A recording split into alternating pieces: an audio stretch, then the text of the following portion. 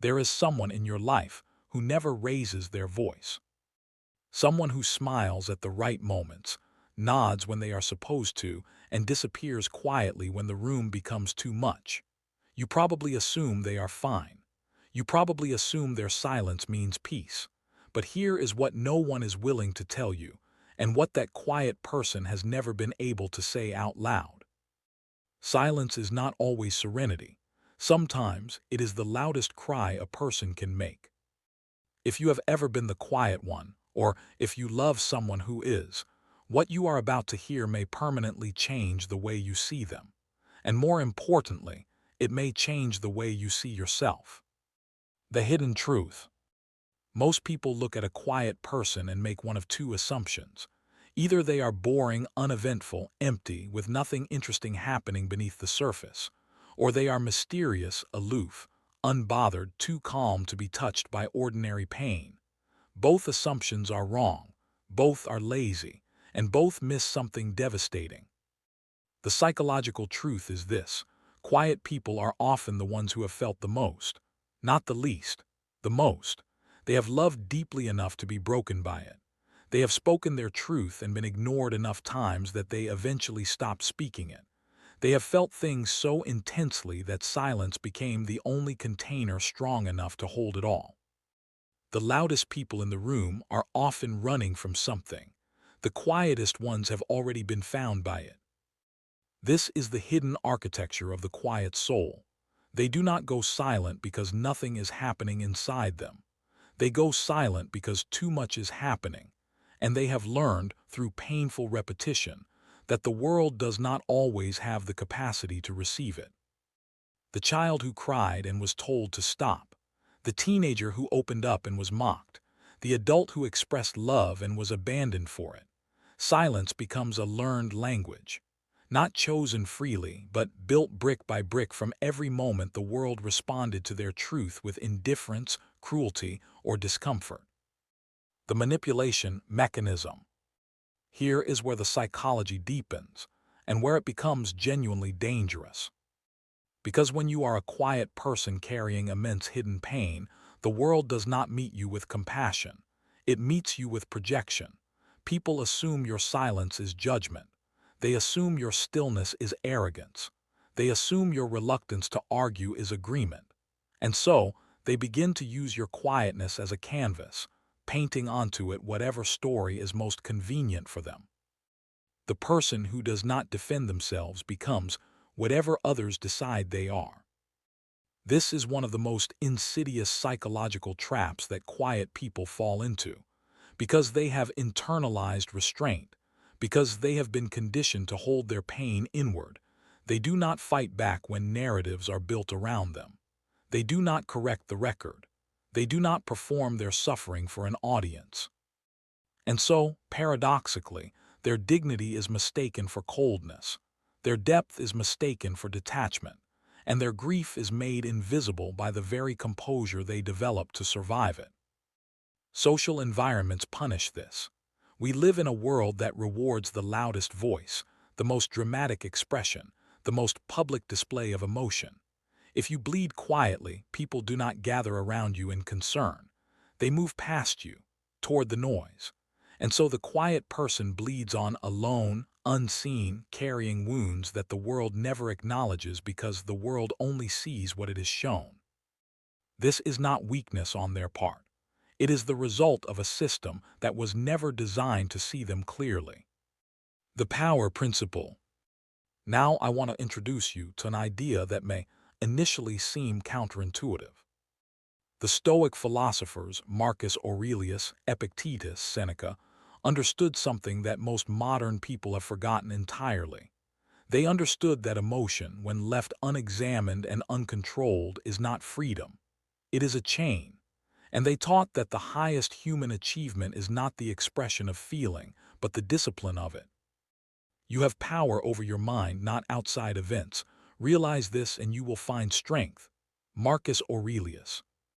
But here is what the Stoics also understood, and what is rarely spoken about. To discipline your emotions, you must first feel them with complete and brutal honesty. Stillness is not the absence of feeling. It is feeling, held with such precision and awareness that it no longer controls you. Machiavelli, writing from a more strategic vantage point, observed that those who show their pain publicly surrender their power entirely. They become predictable. They become manipulable. He was not endorsing coldness. He was describing a fundamental truth about the social world. The person who reveals every wound hands others a map to where they can be hurt again. The quiet person in their silence has stumbled into a form of power they may not fully recognize. They do not give the world access to their wounds. They do not perform their suffering. And while this has caused them enormous loneliness, it has also built something in them that cannot easily be destroyed, a private inner world armored not by arrogance but by experience. Composure is not indifference. It is intelligence wearing the face of calm. The strategic move. So what should the quiet person, or anyone who carries pain in silence, actually do with this understanding? The answer is not to become louder. The answer is not to perform your pain for validation. The answer is to become intentional about your silence. There is a critical difference between silence as avoidance and silence as strategy, between the quiet that comes from fear and the quiet that comes from choice. When someone attempts to provoke you, when they project onto your stillness, when they mistake your restraint for weakness, the untrained reaction is to defend yourself, to explain, to justify. And in that moment, you surrender the only advantage your silence ever gave you. You become reactive, and reactive people are predictable people, and predictable people can be managed. Your reaction is the weapon they hope you will use against yourself. The strategic move is to observe without absorbing, to hear what is being said about you without allowing it to define you, to understand that people's perceptions of your silence say infinitely more about them than they do about you. The quiet person who has suffered most deeply has also developed the rarest capacity, the ability to sit inside discomfort without fleeing it. That is not a wound. That is a weapon. The reframe is this: your pain did not make you weak. Your pain made you precise. You learned to read rooms that others walk through obliviously. You learned to listen for what is not being said. You learned that words are often the least honest form of communication. These are not small things. These are the skills of someone who has been paying attention while everyone else was merely performing. Psychological expansion. Let us go deeper still. There is a concept in depth psychology called the shadow, the part of ourselves we refuse to acknowledge, the pain we exile into silence because it feels too dangerous to bring into the light. Carl Jung understood that what we do not integrate, we project. The parts of ourselves we do not accept, we see distorted in others. The quiet person, more often than not, has spent years making friends with their shadow, not by choice initially, but because loneliness has a way of forcing you into your own company. And in that company, if you are paying attention, you encounter your own complexity without the distraction of constant noise. You meet yourself. Not the performed self, not the social self, but the raw, undiluted thing underneath. Only those who have sat with their own darkness know how to navigate it in others.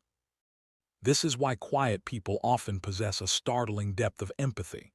They have mapped the interior of suffering.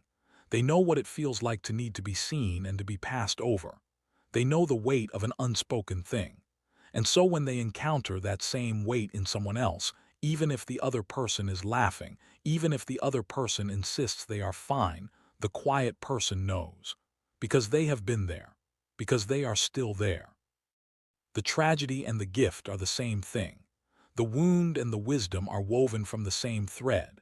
And the person who has learned to carry their pain in silence has also, whether they know it or not, developed an extraordinary capacity for presence, not the presence of noise and spectacle, but the presence of depth, the kind that makes people feel understood without a single word being spoken.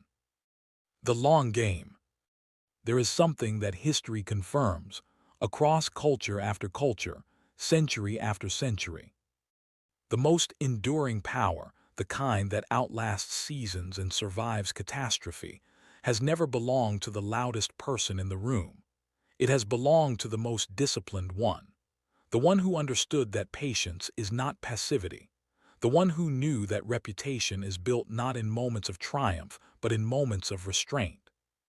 Consider the great figures of philosophy, strategy, and leadership throughout history. What distinguishes them is not the volume of their self-expression, but the quality of their self-possession. They built something slowly. They did not need every room to validate them. They were playing a game whose timescale most people never even consider. Silence, applied with intention over time, becomes a form of gravity. People orbit around it without fully understanding why.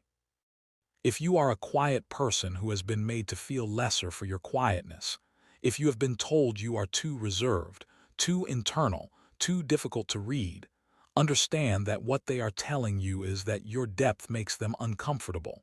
And that is information about them, not a verdict on you. The discipline required to carry pain without performing it, the patience required to wait until your words mean something, the precision required to speak rarely but memorably. These are not deficits. These are the foundational materials of a particular kind of power that the world underestimates until it cannot. Transformation ending. I want you to sit with something for a moment. If you have watched this far, if something in these words has touched a place in you that usually goes untouched, it is possible that you are the quiet person I have been describing, or you love one, or you used to be one before the world convinced you that loudness was survival. Either way, something has shifted in the air between us. Because you now understand something that most people move through their entire lives without grasping, that silence is not emptiness, that restraint is not cowardice, that the person who says the least in a room is not the least interesting person in it. They are often the one who has seen the most, felt the most, survived the most. The quietest people are not the ones with nothing to say. They are the ones who know exactly what their words cost and have chosen not to spend them carelessly. You have been carrying something heavy, perhaps for years, perhaps for so long that you have forgotten what it feels like to not carry it. And I am not here to tell you to put it down, because sometimes the weight you carry is also the thing that has made you precise and perceptive and real in ways that others who have never suffered quietly cannot access. What I want you to understand is this: your pain is not a malfunction. It is not a flaw in your design. It is evidence that you have lived inside your experience fully, that you did not skip over the difficult parts, that you did not numb yourself against them. You metabolized something that would have undone a less honest soul. That is not tragedy. That is architecture. You are not broken. You are built differently. And the world has not yet learned how to measure what you are worth, but that has never stopped the ocean from being deep. Know what you are, not what the noise decides you are, what you are. Walk out of this video differently than you walked in, not louder, just clearer.